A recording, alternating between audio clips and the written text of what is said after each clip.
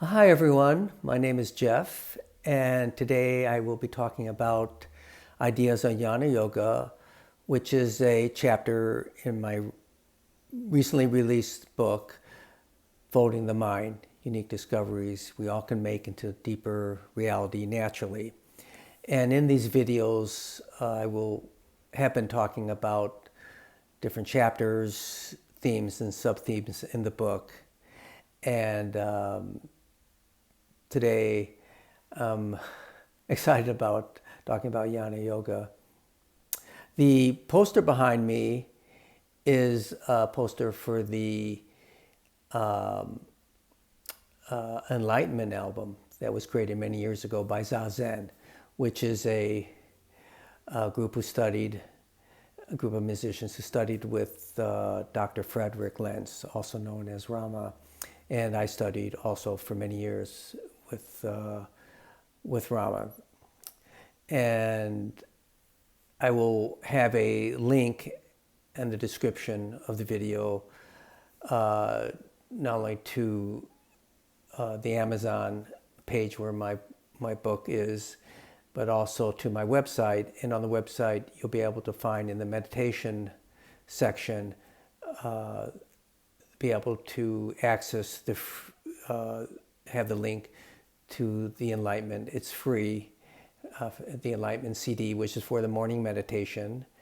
And I briefly talk about meditation there, involving these meditating to this music, the Enlightenment music, and also for the evening meditation, Canyons of Light. There's a free link also to access that wonderful music, powerful music, having to do with power spots.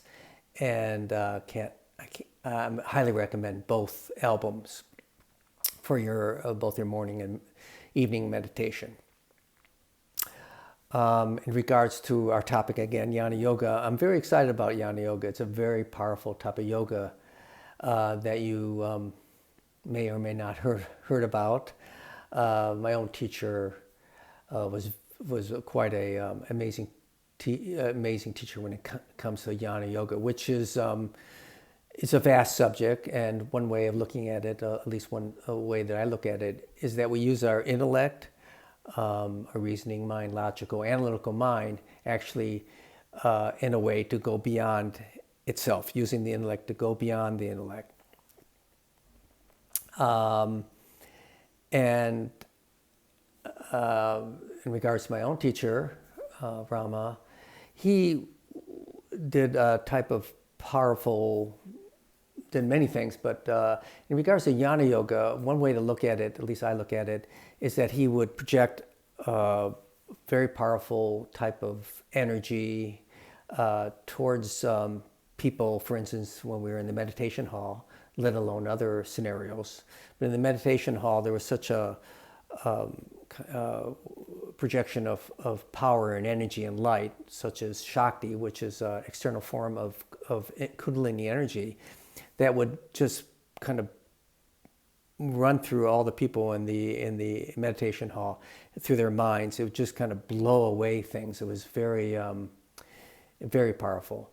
And it was very hard to think when you're kind of blown away by energy in that regard. It's very ecstatic energy and feels very, very good. And it really kind of has an effect of releasing ourselves from our thoughts and our a kind of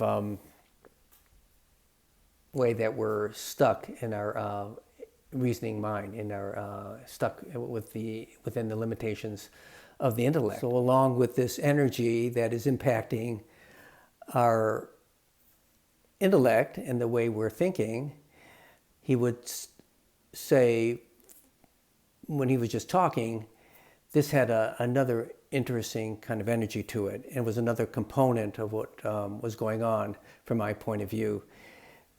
Powerful concepts, each word and phrase was shaped in a particular way. He just had this really amazing ability that when he spoke, when he talked to us, that it had its own kind of way of impacting people in the participants in the audience in the meditation hall.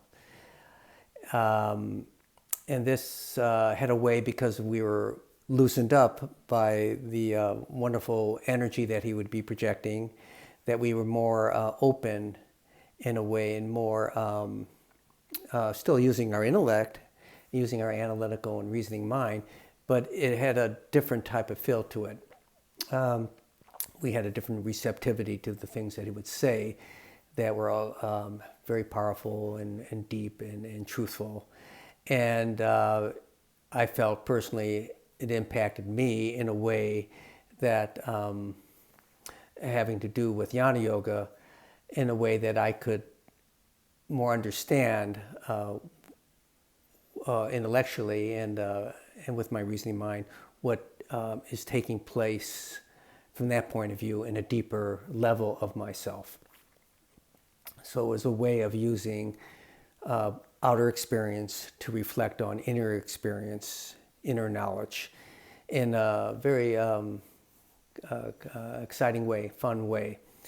And so it gave me many insights into Jnana Yoga, and maybe some of it, hopefully some of it will come across in this short video.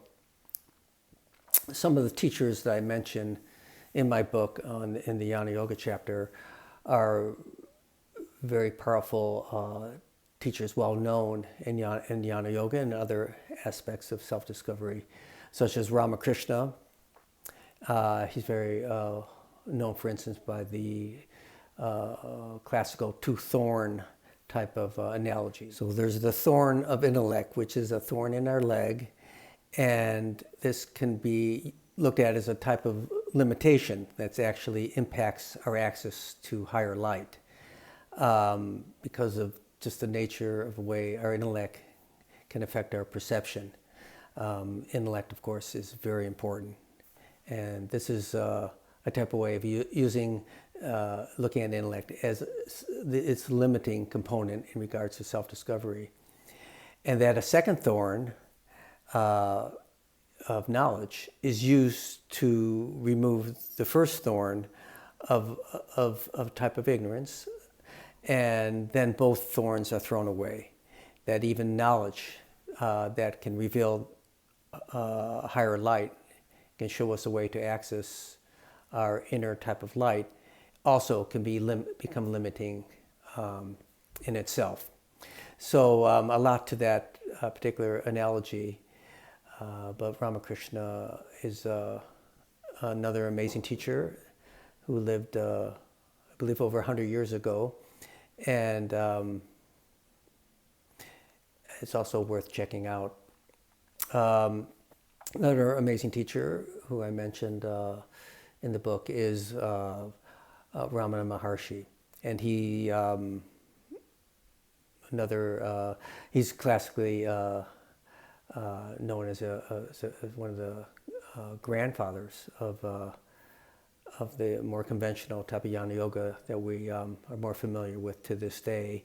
He did die around 1950 or so, and so fairly recent. And he wrote Who